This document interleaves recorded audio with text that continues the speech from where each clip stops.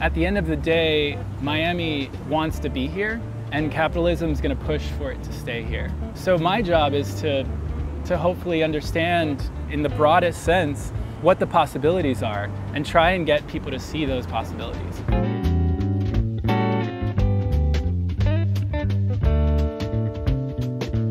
This is the first time where we've actually had an artist come in and work with city staff, really connect into the community over the course of this next year to bring the challenges of climate change to life.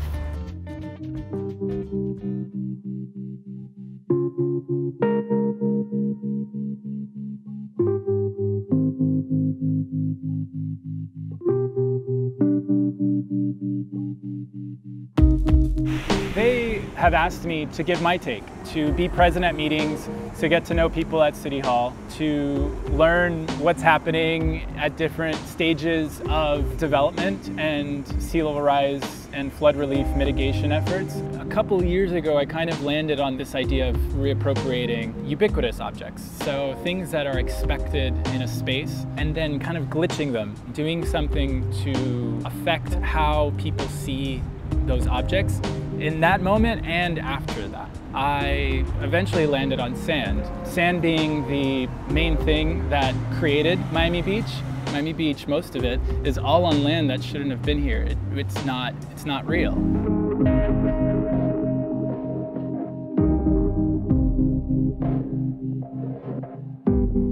What I've proposed then is to repurpose sand that will be used by the city for beach renourishment, repurpose it and use it to fill sandbags. And with those sandbags, I will be building day by day over the course of approximately 2 months, a theater, which initially will seem like a large curved wall. And that theater will then be used for public programming that will hopefully get a lot of various stakeholders and knowledgeable folk all the way up to residents and passersby and tourists to see this issue and kind of be in the same space. Climate change is a really weighty subject. It's very difficult for an individual, even myself, to connect with the challenge that we have ahead. A lot of people are attached to the way the city looks today, so it's a very difficult subject to broach that as we move into the future, the city's going to need to change. Art provides a medium in which you're able to really touch people's hearts and talk about a challenge in a new way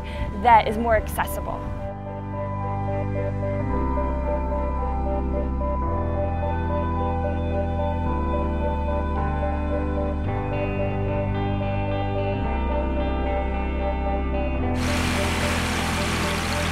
I was driving just down like Indian Creek, which is right behind us. The flooding used to be really bad, even on days when it wasn't even raining. It would come right over the edge.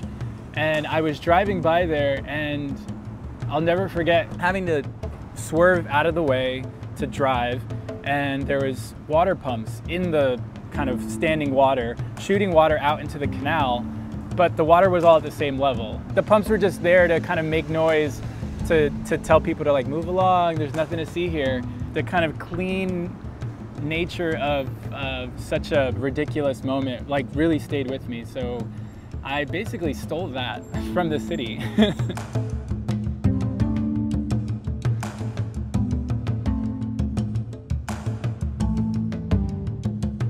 I really wanted to kind of amplify what that image could mean and how it could kind of create this kind of disparity between what people feel is happening on the ground and the literal issues that are affecting us. You know, the power of an image, right?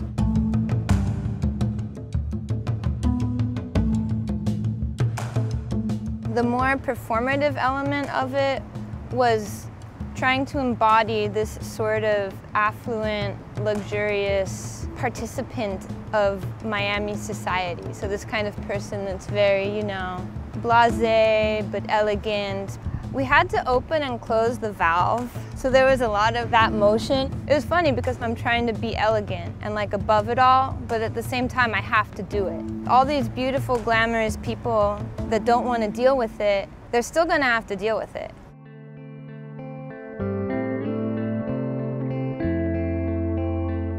The government needs to talk more with creative people. because it's definitely not a time to be thinking so inside the box, you know, because where's that gotten us?